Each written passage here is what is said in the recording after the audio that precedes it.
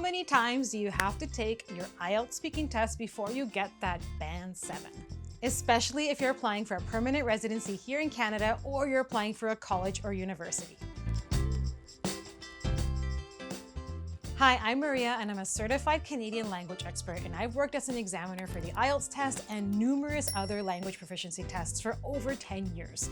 So you can trust that my tips here are going to help you get the band scores that you need. So I've got 3 tips here to help you boost your band score. Let's get started. Tip number 1, keep going.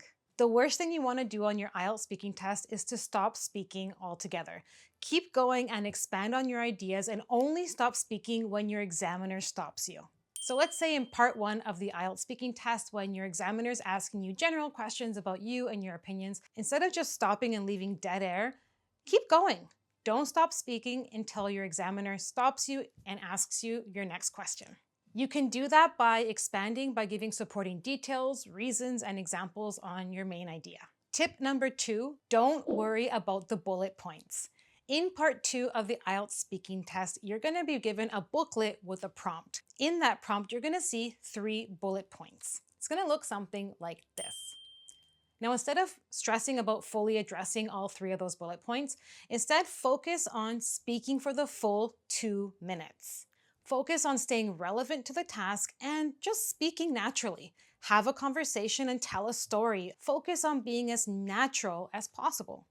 If you stress so much about addressing those 3 bullet points, you're probably going to freeze up. What you can do is focus on 1 or 2 of those bullet points that naturally brings up the most ideas and expand on those the most if one of them just makes you feel stuck. Now, of course, if you do have lots of ideas that you can talk about for all 3 bullet points, go ahead and do that, but don't feel like you have to.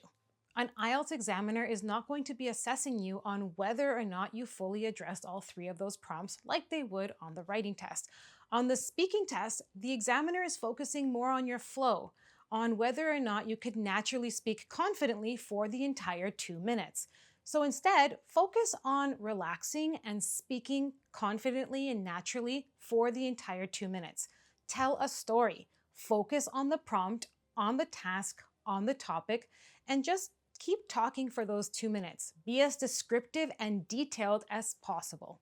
Tip number 3, add meaning to your words. This is really important. A lot of times students give really flat responses where every single word sounds the same.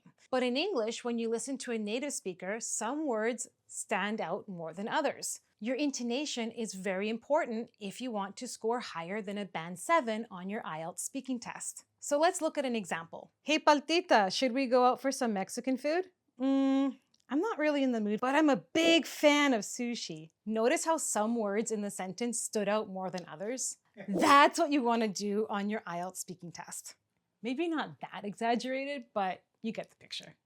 I hope these 3 IELTS examiner tips have helped you feel more confident for your upcoming IELTS test. Don't forget to like and subscribe to this channel and share it with any of your friends who are preparing for their upcoming IELTS, CELPIP, or PTE core test, because these tips are helpful for any language proficiency test and for your everyday life. And if you are preparing for your IELTS, CELPIP, PTE core, or TEF exam, or if you want to improve your general English or general French, get in touch with our team here at English for Canada. We are a team of certified Canadian language experts here to help you improve your English, French, and get the band scores you need so that you can get your permanent residency here in Canada. And like I always say here at English for Canada, if we believe in you, you have to too. See you in our next video.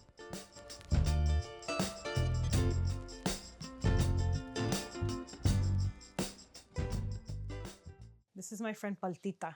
What's the name? Paltita. Paltita? Yeah, because in Chile, avocado is palta.